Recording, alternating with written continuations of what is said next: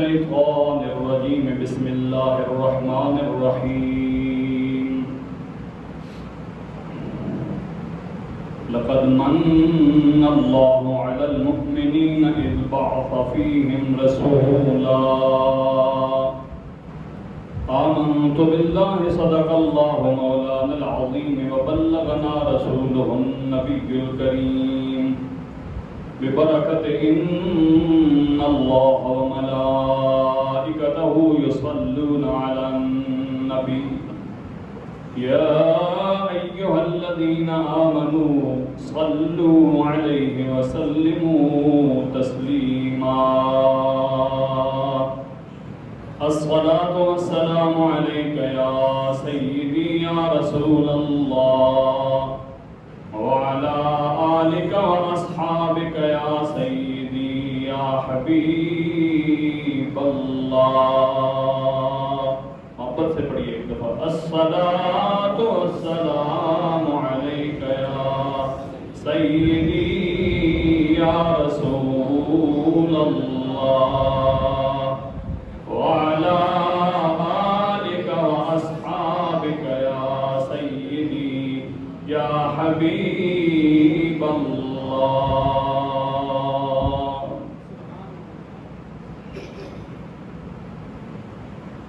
اللہ جل مجدہ الکریم کا بے پناہ شکر ہے کہ جس نے ہمیں اپنے پیارے حبیب کریم رؤوف الرحیم احمد مجتبیٰ جناب حضرت محمد مصطفیٰ علیہ تحیۃ و ثنا کی امت میں پیدا فرمایا، اور اس کا بے پناہ شکر ہے کہ اس نے ہمیں چند لمحے اپنے گھر میں اپنا اور اپنے پیاروں کا ذکر کرنے کی توفیق نصیب فرمائی. آج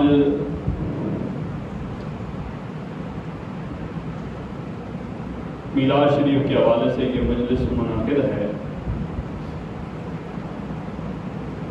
پوری دنیا پہ حضور کے غلام میلاد شریف منا رہے ہیں،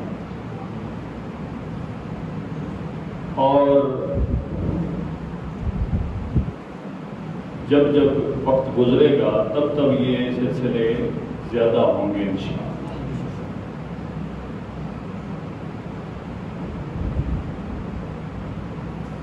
ایک بہت بڑے بزرگ ہیں،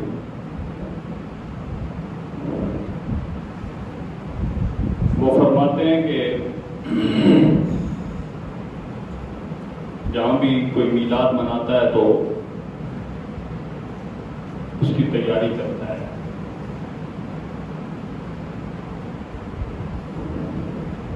وہ فرماتے ہیں میں حضور کی میلاد کی تیاری کرتا تھا اور 9 دیگیں چاولوں کی بناتا تھا. کتنی دیگیں؟ میں نے اپنی گفتگو کا آغاز ہی ایسی بات سے کیا کہ آپ کا دل ہی خوش ہو جائے دیگوں کا نام سے.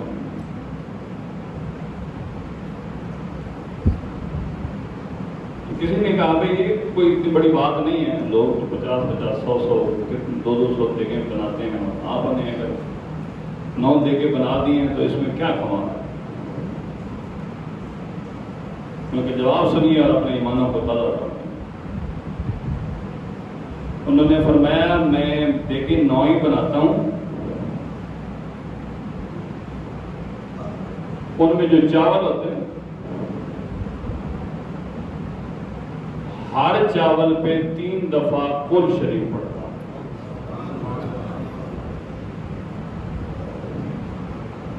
کوئی سمجھ آئی نہیں تھوڑی؟ ہم تھوڑا سی کوئی مجلس مناتے ہیں، تھوڑی سی تیاری کرتے ہیں تو سمجھتے ہیں کہ ہم نے بہت بڑا کام. اب اندازہ لگائیں 1 دیگ میں کتنے چاول ہوتے ہیں، پھر 9 دیگوں میں کتنے، پھر اس کے لیے تو وہ پورا سال ہی حضور کی مجلس میلاد کی تیاری میں لگے رہتے تھے کہ نہیں؟ یہ ہوتے ہیں عاشق. تو آپ بھی اپنی جتنی بھی آپ کی طاقت ہے اس کے مطابق حضور کی میلاد کی تیاری پورا سال کیا جائے.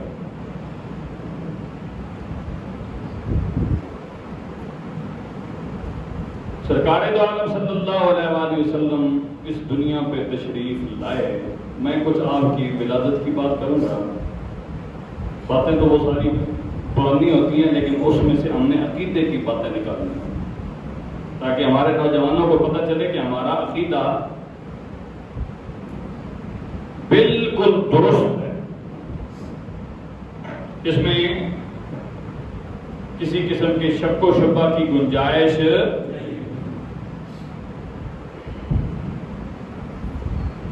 باتیں ساری حضور کی ہوں. حضور فرماتے ہیں باتیں ساری حضور کی ہونی چاہیے. اللہ، سرکار دو عالم صلی اللہ علیہ وآلہ وسلم کتنے سونے تھے. حضرت حسان رضی اللہ تعالیٰ عنہ سے کسی نے پوچھا کہ حضور کے بارے میں کچھ بتلائیے نا، وہ کتنے سونے تھے. تو آپ نے فرمایا جب آقا کریم میرے سامنے تشریف لاتے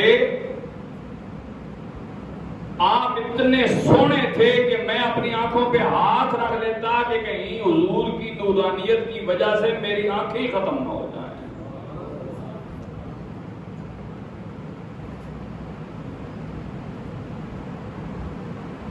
حالانکہ حضور کا جو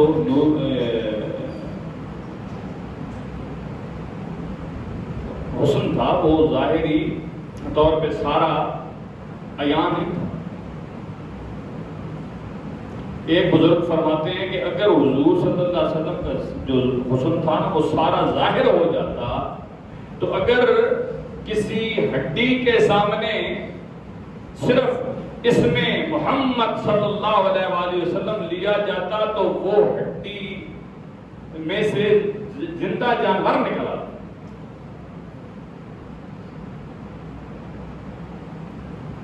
لیکن آقا کریم صلی اللہ علیہ وسلم کے غلاموں، حضور کی پیدائش سے پہلے آپ اس دنیا پہ ابھی تشریف نہیں لے آئے، اپنی والدہ محترمہ کے پیٹ میں بطن اطہر شریف ہیں. برکات تو پہلے سے آ رہی ہیں نا، میں ادھر سے تھوڑا سا چلوں گا. حضور ابھی تک اس دنیا پہ تشریف نہیں لائے. آپ کی والدہ فرماتی ہیں کہ میں نے دیکھا میرا جو حجرہ ہے جس میں کوئی لائٹ شائٹ کا بندوبست، تھوڑا دے تو بولو نا تو لائٹ کا بندوبست نہیں، اگر دیکھے تو بغیر بیٹھ سکو تو اچھا، ذرا کدھر آنکھ لگ رہی نہیں بس کام کر رہا. کوئی بندہ ٹیک لگا کے نہ بیٹھے، اگر کوئی بیمار ہے تو اگلا بات.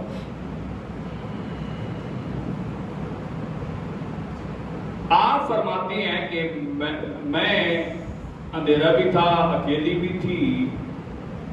اسی دوران 4 بیبیاں آئیں. کتنی بیبیاں؟ ذرا اچھی بولو تھوڑا.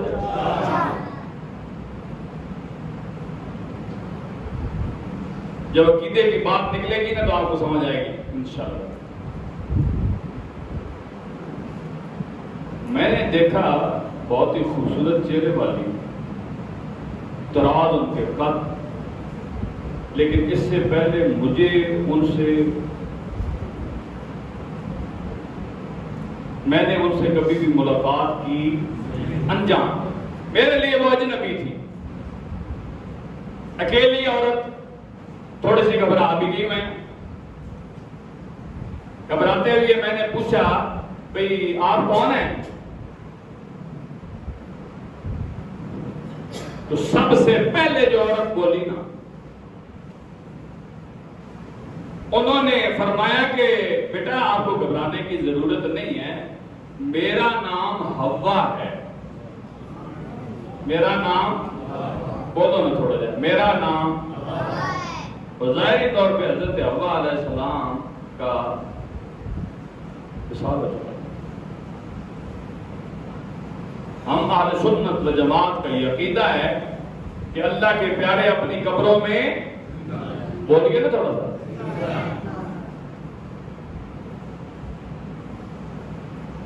حضور کی ولادت کب ہو رہی ہے؟ اور حضرت حوا کا وصال کب ہو گیا تھا. لیکن حضرت آمنہ فرماتی ہیں کہ وہ اپنا تعارف کروا رہی ہیں کہ میرا نام حوا ہے. اب بتلائیے کہ حضرت حوا کو اپنی قبر سے حجرہ رسول میں لانے والا کون ہے؟ بولیے نا ذرا. اب عقل تو اس بات کو تسلیم کرتی تو پھر وہ کیسے آ گئی؟ یہ ہے قدرت خدا. حضرت حوا علیہ السلام فرماتی ہیں میں حوا ہوں، پوری کائنات کی میں مائی ہوں، لیکن آنے والے تیرے صاحبزادے کی دائی بن کے آئی ہوں. پہلی بات، حضرت حوا کا وصال بہت عرصہ پہلے ہو چکا تھا.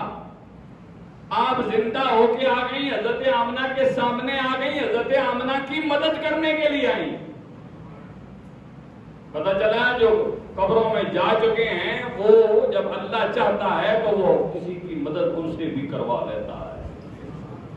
اگر وہ کسی کی مدد کریں قبروں والے تو اس میں کوئی ایسی عجیب بات، یہ ہمارا عقیدہ ہے، کیونکہ وہ اللہ کی دی ہوئی طاقت سے ہی مدد فرماتے ہیں.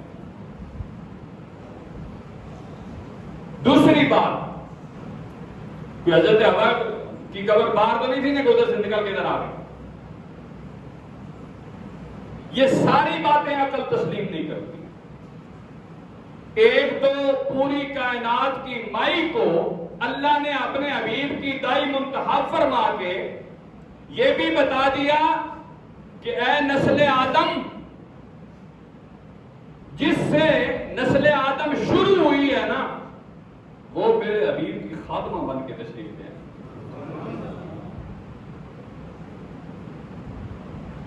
میں اپنے حبیب کی خدمت کے لیے بھی کسی عام عورت کو چنوں گا.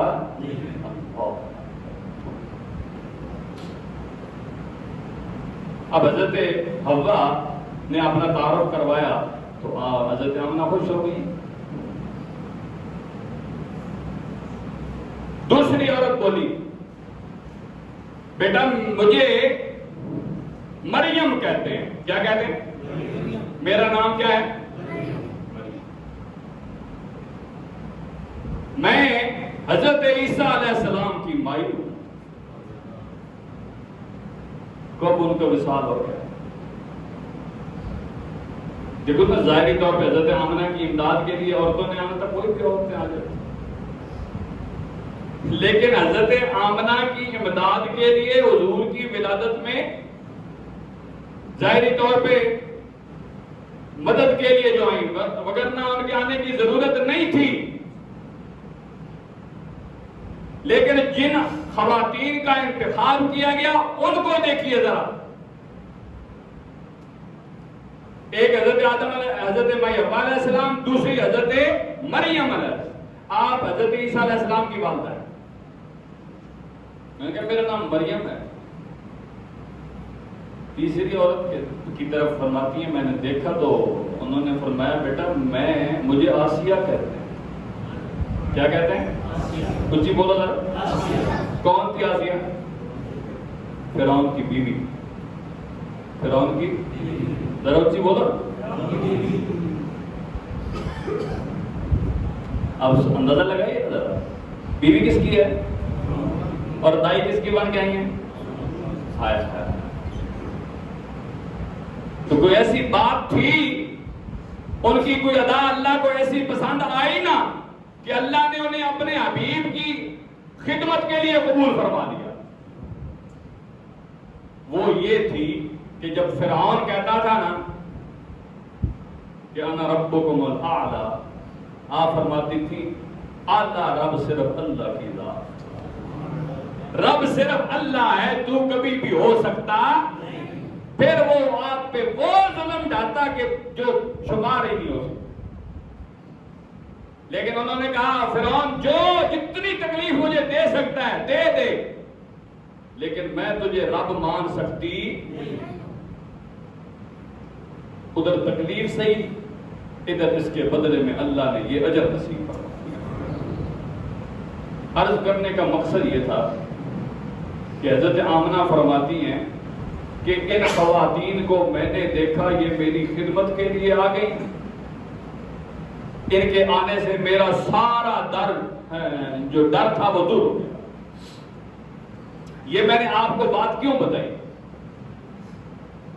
اس لیے بتائی کہ یہ تینوں خواتین پہلے مثال فرما چکی تھی اور یہاں حجرہ رسول میں اپنی اپنی تربت مبارک سے نکل کے آئی تھی، اللہ کی دی ہوئی طاقت سے آئی تھی۔ تو اگر ان کی شان کا یہ عالم ہے کہ عرصے بعد یا صدیوں بعد کہہ لو، صدیوں بعد وہ اپنی قبروں سے نکل کے حجرہ رسول میں آ سکتی ہیں، تو ہمارے آقا کی شان تو برابر بنا ہے۔ آج لوگ کہتے ہیں جی حضور لوگوں کی قبر میں جو ہے وہ بنفس نفیس نہیں آتے بلکہ شبیہ آتی ہے، فوٹو۔ تو ہمارے آقا کی شان کیا ہے؟ وہ خود بنفس نفیس تشریف لاتے ہیں۔ کہہ دو سبحان اللہ۔ حضور کا اپنے امتی کی قبر میں آنا یا ہماری محفلوں میں آنا یا کسی کو دیدار کروا دینا، کسی کے خواب میں آنا یا ظاہری طور پہ چلتے پھرتے دیدار کروا دینا، حضور کو اللہ نے یہ طاقت عطا فرمائی ہے، وہ جہاں چاہیں جس وقت چاہیں تشریف لے جا سکتے ہیں۔ یہ آپ صلی اللہ علیہ وسلم کی شان ہے، میرے اور آپ کی آقا کی شان ہے۔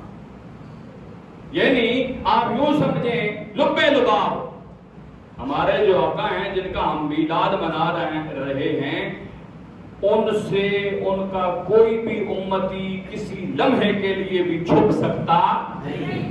اب میں اس جملے کو دوسرے طریقے سے بولوں گا تو آپ کو ذوق آ جائے گا۔ جن کے ہم امتی ہیں، جو ہمارے آقا ہیں، ان کی نظر ہر لمحہ ہمارے اوپر ہے۔ اگر کوئی کہے کہ ہر لمحہ نہیں ہے، کافر ہو جائے گا، کیونکہ حضور تو گواہی دیں گے ہمارے بارے میں۔ حدیث شریف میں تو آتا ہے سرکار دو عالم صلی اللہ علیہ وآلہ وسلم جب کوئی بھی امتی دنیا کے کسی کونے پہ جب کوئی اچھا عمل کرتا ہے، سرکار کائنات صلی اللہ علیہ وسلم اللہ کی دی ہوئی طاقت سے ملاحظہ فرماتے ہیں، اس کے بعد خوش ہوتے ہیں اور اللہ کی بارگاہ میں دعا کرتے ہیں۔ پھر اسی طریقے سے اگر کوئی گناہ کرے میرے جیسا، اس کو بھی ملاحظہ فرماتے ہیں، پھر اس کو بھی چھوڑتے نہیں ہیں خالی، پھر اللہ کی بارگاہ میں دعا کرتے ہیں، یا اللہ اس سے گناہ ہو گیا، اسے اب معاف فرما دے۔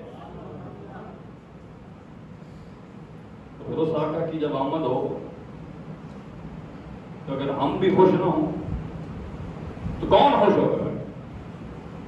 یعنی جس آقا کی آمد کے صدقے سے یہ جو امت ہے اسے اللہ نے قرآن میں خیر امت فرما دیا۔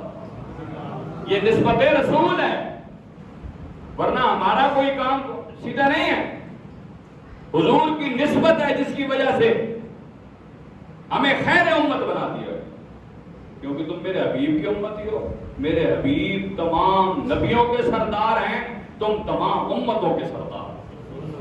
سرکار کائنات صلی اللہ علیہ وآلہ وسلم ارشاد فرماتے ہیں کہ امتوں میں سے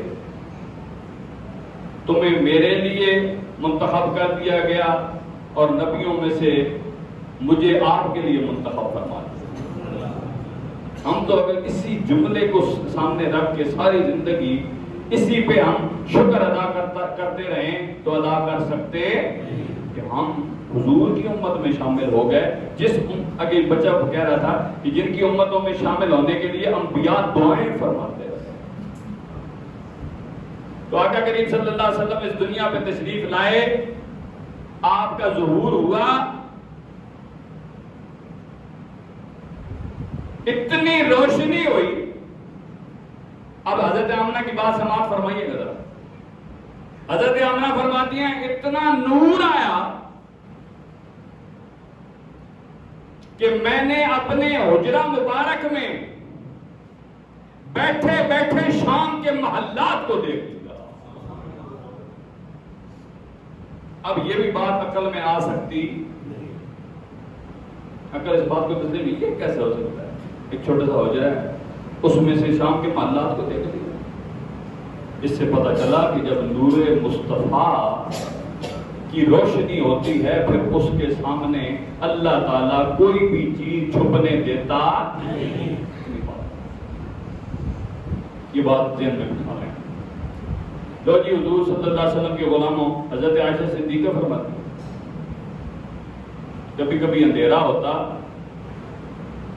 ہمارے پاس کوئی لائٹ بتی نہیں ہوتی، حضور تشریف لاتے، آپ کے چہرے کی روشنی کی وجہ سے اتنا نور ہوتا کہ میں سوئی میں دھاگا بھی ڈال دیا کرتا۔ آپ دعا فرمائیں کہ اللہ اس نور مصطفیٰ کا صدقہ ہمارے دلوں کو روشن فرمائے۔ پچھلے جمعے پہ ہم یہاں پہنچے تھے کہ میلاد فرض کیوں نہیں کیا گیا؟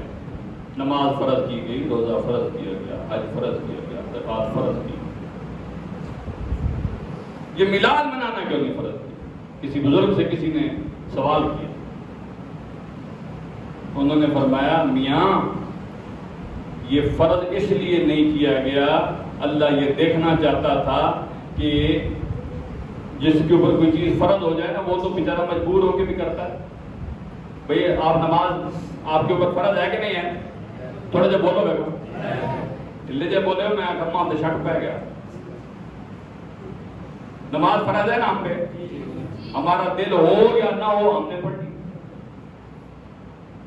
مسرور ہو کے پڑھیں تب بھی پڑھنی ہے، مجبور ہو کے پڑھیں تب بھی پڑھنی ہے۔ تو وہ فرماتے ہیں بزرگ کہ میاں جب اللہ کے اپنے فرائض کی بات آئی تو مجبور کر دیا، بھائی مجبور ہو کے بھی کرو تب بھی کرنا ہے، لیکن میرے حبیب کی خوشی میں خوش ہونے کا جب ٹائم آیا فرمایا نہیں، جو بھی مسرور ہو کے منائے، مجبور ہو کے کسی کو منانا۔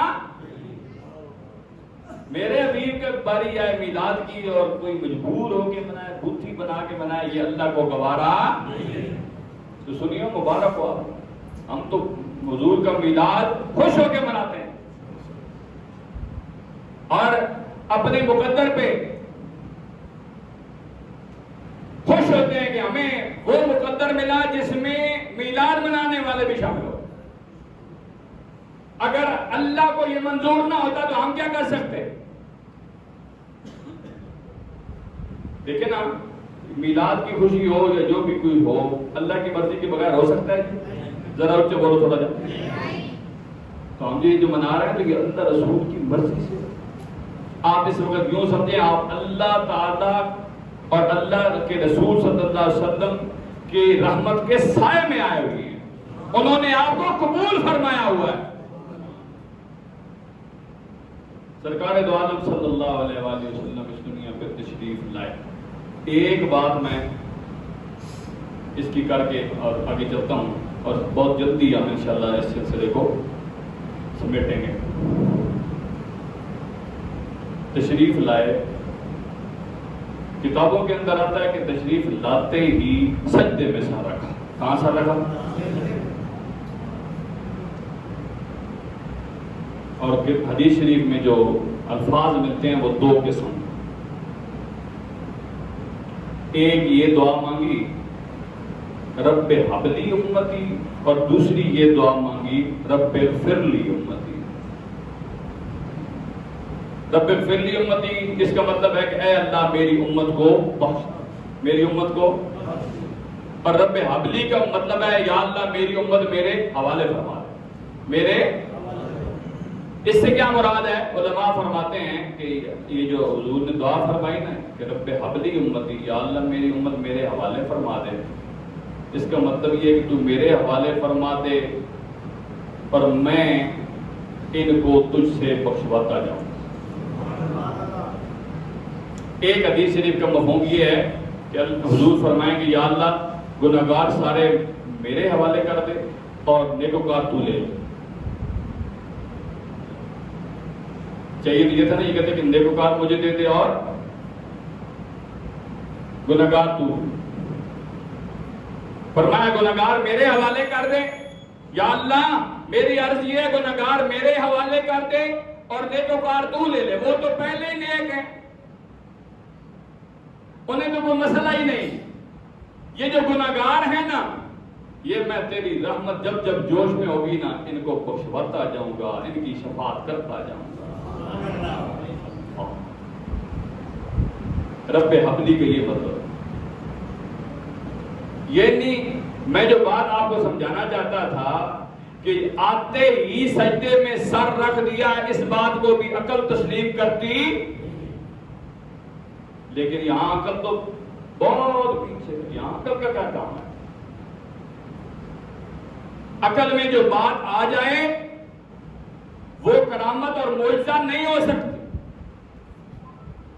عقل کی جہاں انتہا ہو وہاں معجزے کی ابتدا ہوتی ہے. یہ بات بتانے کا مطلب یہ ہے کہ نوجوان آج کل کا یہ سوچ سکتا ہے ایک منٹ کے لیے کہ یہ کیسے ہو سکتا ہے، حضور پیدا ہوتے گئے. کیونکہ ہم تو اپنے بچوں کو سامنے دیکھتے ہیں پیدا ہوتا ہو. بچہ تو کچھ کرنے کے قابل ہی نہیں ہوتا. کوئی نوجوان یہ سوچے بھی نہیں. اللہ نے اپنے حبیب کو یہ شرف عطا فرمایا کہ آتے ہی سجدے میں سر رکھ دیا. اور یہ بھی ایک خاص بات ہے کہ سرکار دو عالم صلی اللہ علیہ وآلہ وسلم حضرت آدم علیہ السلام سے پہلے نبی تھے. لوگ آج نور اور بشر کے جھگڑے میں پڑے ہیں اور کلام کس کے بارے میں کر رہے ہیں؟ جن کا کلمہ پڑھ رہے ہیں. اب صرف ان سے ایک چھوٹا سا سوال آپ کر کے دیکھیں نا کہ حضرت آدم علیہ السلام سے پہلے جو نبی حضور تھے، کیونکہ سرکار دو عالم صلی اللہ علیہ وسلم خود فرماتے ہیں کنت نبیم و آدم بین الماء والطین، یا کنت نبیم و آدم بین الروح والجسد. حضرت آدم علیہ السلام روح اور جسم کی منزلیں طے کر رہے تھے، میں اس وقت بھی نبی تھا. وہ مٹی اور پانی کی منزلیں طے کر رہے تھے، میں اس وقت بھی نبی تھا. تو کس شکل میں؟ نور کی شکل میں. پھر بشری لباس پہن کے کیوں آئے؟ اس کا تقاضا تھا کہ حبیب آپ کی حقیقت نور ہے، لیکن آپ کو بشری لباس پہن کے جانا ہے، کیونکہ جن میں آپ جا رہے ہیں وہ سارے بشر ہیں. وہ آپ کو دیکھیں گے جس طرح، اسی طرح وہ کرتے جائیں گے. اگر وہ آپ کو دیکھیں گے ہی نہیں تو پھر وہ یہ سارے اعمال کر سکتے.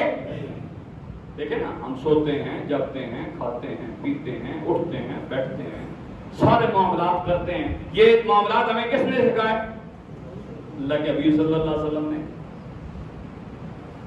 تو اس لیے آپ نے ان جھگڑوں میں نہیں پڑھنا. آپ کو کوئی کہے نا کہ حضور نور تھے کہ بشر، اسے کہو میاں کوئی اور بات آتی ہے تو کرو. یہ بات کر کے کہیں تمہارے ذہن میں کوئی ایسی بات آ جائے جس سے حضور کی شان میں بال برابر بھی، بلکہ بال بھی میں نے زیادہ کہہ دیا، اس سے بھی تھوڑی بھی کمی واقع ہو گئی تو تمہارا ایمان چلا جائے گا. بات سمجھ رہے ہو؟ میں نے اس موضوع کو اس لیے تھوڑا سا چھیڑا ہے کہ ہم اپنی عقل سے سوچ کے جو منہ میں آتا ہے بول دیتے ہیں. یہ بات کبھی بھی آپ نے حضور صلی اللہ علیہ وسلم کے بارے میں اپنی عقل کو استعمال کرنا.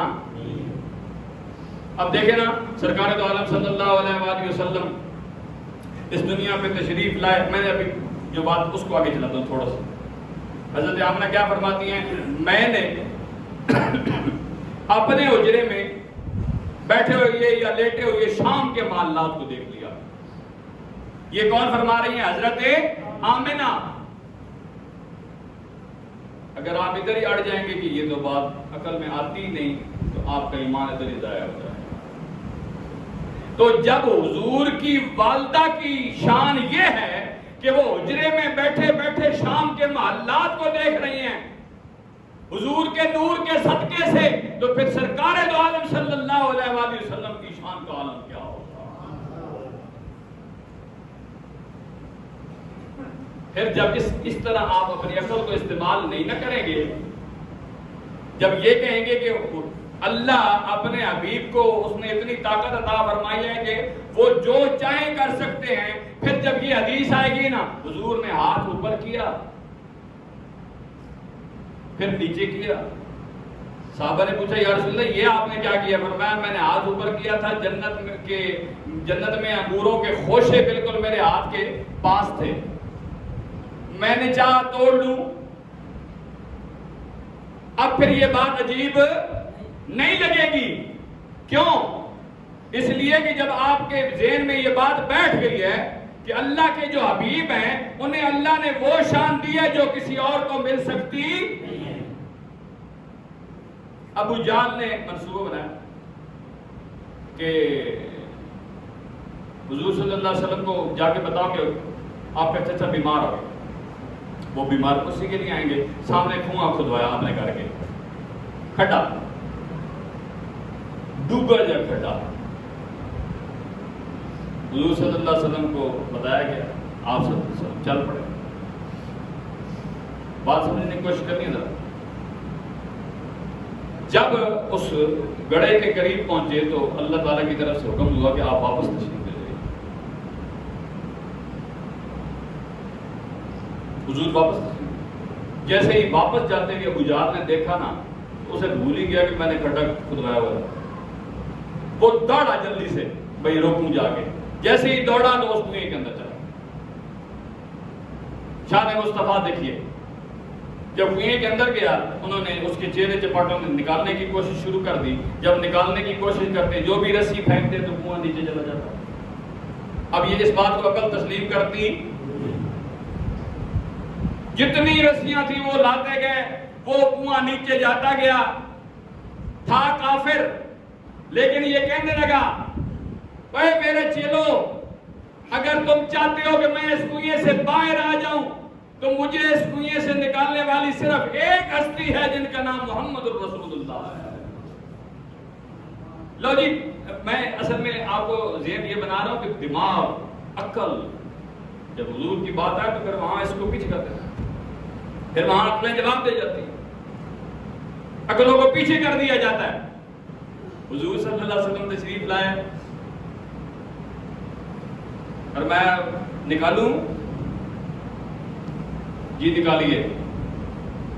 اگر نکال لوں، جہاں تمہاری ساری رسیاں، سارے حربے ناکام ہو گئے، وہاں اگر میں تمہیں نکال لوں تو پھر کلمہ پڑھ لو گے؟ انہوں نے کہا پڑھ۔ یہ منافقوں کی پرانی نشانی ہے۔ اچھا مطلب کٹ کے اس تو بعد بات اپنی جائی تھے۔ آپ جہاں ساری رسیاں، سارے ہیلے حلبے نہیں چل رہے تھے نا، آپ صلی اللہ علیہ وسلم نے صرف ہاتھ نیچے کیا۔ ابو جہل بات اس بات کو عقل تسلیم کرتی۔ ابو جہل باہر نکلا تو حضور نے فرمایا کلمہ پڑھنا چاچا۔ اس نے کہا اللہ، اب مجھے پتہ چلا ہے آپ کا جادو زمین پہ بھی چلنا شروع ہو گیا۔ معاذ اللہ ثم معاذ اللہ۔ جب ادھر سے مور لگ جائے پھر بندہ سیدھے راستے کی طرف آ سکتا۔ بات سمجھ آئیے تھوڑی سی؟ حضور کی شان، حبیب یمنی کو ہائر کیا گیا، تو مناظرہ کرنے میں نام، کیا نام میں نے لیا ہے؟ حبیب یمنی۔ اس نے کہا اچھا ٹھیک ہے میں مناظرہ کروں۔ حبیب یمنی جب آیا نا، سنو آقا کی شان، اللہ، یہ جتنا جہان روشن ہے نا یہ حضور کے نور کا صدقہ ہے۔ حبیب یمنی آیا، سارے کافر بھی اکٹھے ہو گئے۔ حبیب یمنی نے جب دیکھا نا، پہلی نظر پڑی نا چہرہ مصطفیٰ کو تو پھر دیکھتے ہی رہ گئے۔ او ماڑی جی سبحان اللہ کے ہیں، کچھ یا کرو سبحان اللہ۔ اب وہ دیکھ رہا ہے، ساتھ جو اس کے کھڑے ہیں نا کافر، وہ اسے ٹھونگے مار رہے ہیں، بخار اسے اور جلدی کر، مناظرہ شروع کر، سوال و جواب شروع کر۔ اس نے ایک جملہ بولا، اس نے کہا ایک منٹ ٹھہرو بھائی، مجھے ذرا رج کے دیکھ تو لینے دو، ایسا حسین میں نے آج تک کوئی دیکھا ہی نہیں، نظر کیسے ہٹا دوں؟ جو مناظرے کرنے آیا تھا وہ تو صرف چہرے کے اوپر نظر پڑی تو فدا ہو گیا۔ کہتا ہے یا رسول اللہ آپ نبی ہیں؟ میں بے شک. یہ چاند کو حکم فرمایا نا یہ درخت 2 ٹکڑے ہو کے آ جائے. اب بتاؤ نا چاند یہ بات عقل میں آ سکتی ہے کہ چاند کو کوئی زمین پہ کھڑے کھڑے 2 ٹکڑے کر سکتا ہے؟ بولیے نہیں. لیکن سرکار دو عالم صلی اللہ علیہ وسلم نے فرمایا اچھا بس جی یا رسول اللہ حضور نے اشارہ فرمایا چاند کے 2 ٹکڑے ہو. کتنے ٹکڑے ہو گئے؟ 2. نیچے آ گئے سلامی کرنے کے لیے. پھر مزے کی بات کہ پھر واپس اپنی جگہ پہ چلا گیا اور آج تک قائم دائم ہے. لیکن جدھر سے میرے آقا کی انگلی کے اشارے سے کاٹا ہے نا اس کو 2 ٹکڑے کیے. آج تک بھی وہ نشان نظر آ رہا ہے. قیامت تک آنے والا جب بھی کوئی امت مصطفیٰ میں سے حضور کے غلاموں میں سے چاند کو دیکھے گا تو اسے نظر آ جائے گا کہ یہ جو بیچ میں سے لکیر ہے نا یہ حضور کی بنائی ہوئی لکیر ہے. اس آقا کے غلاموں، اس آقا کا میلاد منانے والوں، اس آقا کی شان بیان کرنے والوں اور سننے سنانے والوں، جب بھی حضور کی بات آ جائے آپ نے کسی اور کی بات کی طرف دھیان دینا نہیں. لو جی سرکار دو عالم صلی اللہ علیہ وسلم نے مکی زندگی گزاری اور مدینہ شریف. مدینہ شریف آ کے سب سے پہلا کام جو میرے اور آپ کے آقا صلی اللہ علیہ وسلم نے کیا بتائیے کیا تھا؟ دوسرے کو ٹائم ہے حضور نے سیرت پڑھنے نا. پہلا کام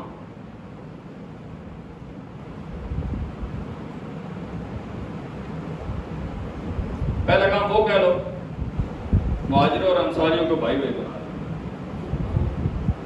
یہ تمہارا بھائی ہے، یہ تمہارا بھائی ہے، یہ تمہارا بھائی ہے، یہ تمہارا بھائی ہے. صحابہ فرماتے ہیں ہم اتنے سگے بھائی کی خیال نہیں کرتے تھے جتنے حضور کے بنائے ہوئے بھائی کا خیال کیا کرتے. بعض میں لکھا ہے کہ پہلا کام آپ صلی اللہ علیہ وسلم نے مدینہ شریف آ کے مسجد نبوی کی تعمیر فرمائی. کیا تعمیر فرمائی؟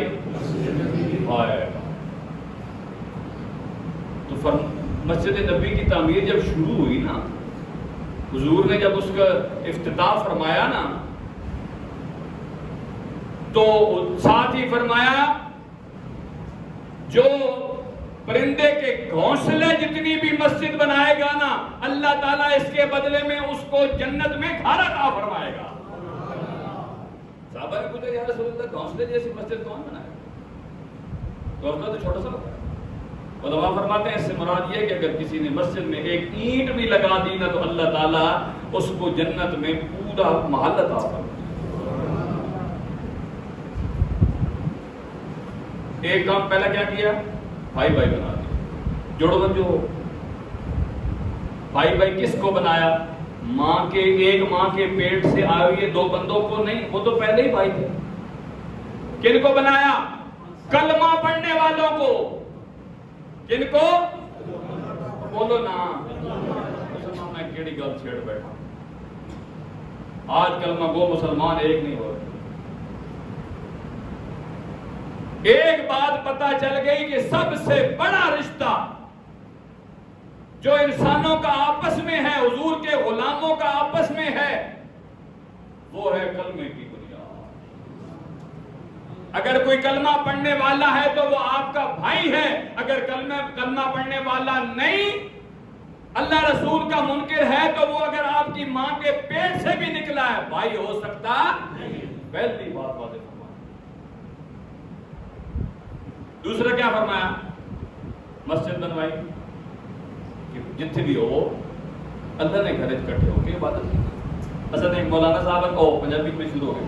ہمارے ایک مولانا صاحب ہیں، وہ کہتے ہیں گھروں میں کون نمازیں پڑھتا ہے بھائی؟ سارے کہتے ہیں جی رننا. پنجابی گلوں میں کہتے ہیں اکھے رننا. مرد کتنے نمازیں پڑھنے نہ کہ مسیح پیچھے اکھے بات مرد پڑھو، مرد رننا نہ پڑھو، مسیح پیچھے نمازیں آیا کرو. ہاں تسی کی جلان مرد پڑھو مرد. تو ایک گل آخری بھی خالد جی نے کہا تو نہیں نا بادشاہ، لیکن مرد بنو مرد. سویرے اٹھ کے نماز کرے، میں تے انہا ہن میں تسی نہیں پڑھنے ہو لیکن گھر ہی پڑھ کے رننا پڑھنے رہنے ہو اتنے مسیح کی جایا کرو. سرکار دو عالم صلی اللہ علیہ وسلم چٹی کر کے نماز پڑھاتے تھے اور لمبی لمبی صورتیں پڑھتے تھے تاکہ زیادہ لوگ شامل ہو جائیں.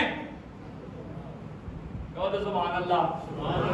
ان گلا تو سب نہیں آتا منی ماں پر یہ بادشاہ ایک جو اسی کرن لگ پاؤں تو پھر مسلمان ہر جگہ تے عروج تے نہ چلے بجا.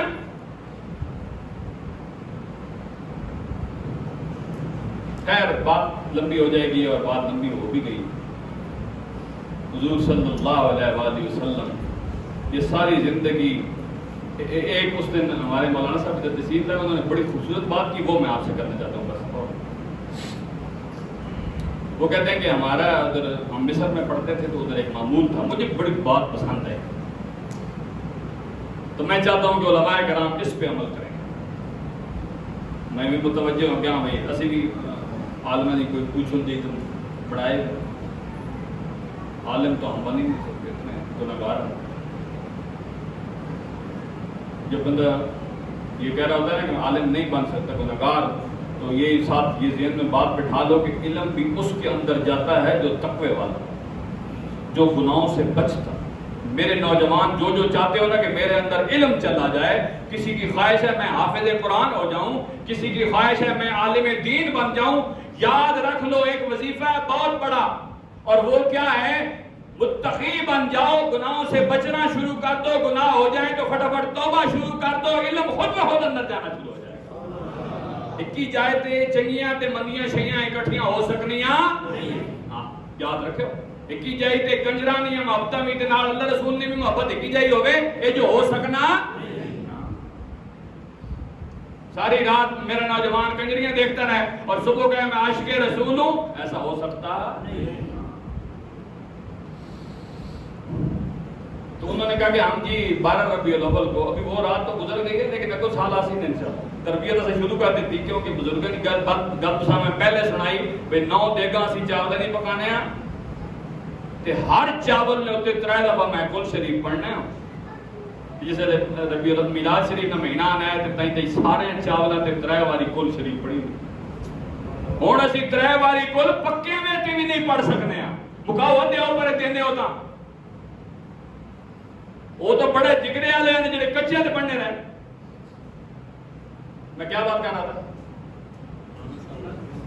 انہوں نے فرمایا کہ 12 ربیع الاول کو عشاء کی نماز پڑھ کے ایک دفعہ تازے ہو کے نہا دھو کے خوشبو لگا کے ہم بیٹھ جاتے ہیں اور حضور کی جو ہے نا جس میں فضائل ہیں اور شمائل ہیں اور ساری چیزیں جس میں لکھی ہوئی ہیں, حضور کی سیرت کی کتاب, ادھر سے حضور کے جو کمالات ہیں جو فضائل ہیں جی وہ کتاب سامنے رکھ کے ایک بندہ 5 حدیثیں پڑھتا ہے, دوسرا پڑھتا ہے, تیسرا پڑھتا ہے. جب سحری ہوتی ہے تو حضور کے سارے فضائل و کمالات ہم تلاوت کرتے ہیں. اس لیے کہہ رہا ہوں کہ یہ ہمیں معمول بنانا چاہیے کہ جب تک ہمیں ان کے فضائل و کمالات کے بارے میں پتہ نہیں ہوگا تو ہم مستفید ہو سکتے نہیں. تسی جو عام لوگوں کو دے اور کچھ نہ کر سکو تے درود شریف دباؤ, زور دے درود شریف. اب بس بات تو ابھی چھڑی تھی ہماری وہ کنجار نے لیکن ختم ہی ہو گئی. وہ میں پڑھا رہا تھا پرسوں تو میں نے کہا بھائی لام کا قاعدہ شروع بھی ہوا ہے اور ختم بھی ہو گیا. تو سارے دیکھ رہے تھے کہ شروع ہی نہیں ہوا ختم کیسے ہو گیا. میں نے کہا لام کا قاعدہ ختم شروع ہو گیا ہے کہ لام ہمیشہ باریک پڑھا جاتا ہے اور ختم بھی ہو گیا ہے. لفظ اللہ کا دوسرا لام پر پڑھا جاتا ہے, باقی ساری جگہ باریک پڑھا جاتا ہے. ختم بھی ہو گیا. خیال آئے کہ نہیں قادری صاحب؟ تو ہماری بات شروع ہی ہوئی تھی کہ ختم ہی ہوگی. تو اعلان سے ایک سماعت فرما لیں انشاءاللہ کل ہفتہ تے اترو کے ہوئے کچھ ہی بولو اتوار اے ناول سائیں فیض اللہ بابا رحمۃ اللہ دربار ویکھے میں نے صدر جنہوں نے نہیں ویکھا نا اس اتوارے ویکھے انہیں کول گیا کرو, اللہ نے نیک بندے کو گیا کرو. اچھا اس پہ میں بات کرنا چاہ رہا تھا لیکن بات دوسری طرف چھڑ گئی تو پھر ہم بھی ادھر ہی چلے گئے. انشاءاللہ العزیز اتوارے والے دیہڑے بڑے ویلے 9 بجے جلوس سوچی اتھے حضور میلاد. کہو سبحان اللہ. تسی ہونے ہی تنہوں نہ آسکتے ہیں اوہ جلوس سے لگ گئے ہیں تسی تھڑ گئے ہیں اس باری ہونے تو تیاری شروع کر اتوارے آل داڑے نے اس جلوس میں لازمی شرکت کرنی ہے انشاءاللہ کر سو کہ نہیں کر سکتے انشاءاللہ ہاں انشاءاللہ جگی جگی آپ ہو ہولی ہولی بولو مولوی صاحب نے سنانے ہولی ہولی بولو کہ تو سام کو چاہ نہ کھڑے پولیس صاحب نیت کر لو ابھی کہ انشاءاللہ حضور کے جلوس میں ہم شامل ہوں گے دیکھو بھائی حضور کا ذکر کا جلسہ ہو جلوس ہو حضور کی شان میں کوئی فرق نہیں پڑتا لیکن جب ہم ان کی شان میں کچھ پڑھتے ہیں درود شریف کچھ بھی پڑھتے ہیں تلاوت کرتے ہیں تو اللہ ان کے صدقے سے ہماری شانوں کو بلند فرما دیتا ہے اور پھر اس حدیث کا مصداق ہم بن جاتے ہیں کہ فرشتے آ کے کہتے ہیں آ کے ڈھونڈتے ہیں جہاں اللہ کا ذکر ہو رہا ہو واپس جاتے ہیں تو اللہ فرماتا ہے فرشتے کتنے گئے ہو یا اللہ سی گئے ہاں زمین تے کہ پہ کرنے ہیں میڈے بندے یا اللہ وہ جنت نے حاصل کرنے دی خوشی وچ نیکیاں نے وچ لگے پے حدیث سن رہے ہو اللہ فرمائے گا جنت انہاں ویکھی ہوئی فرشتے کہیں گے نہیں یا اللہ فرمایا ابھی دیکھی نہیں ہے تو اتنی کوشش کر رہے ہیں اگر دیکھ لیتے تو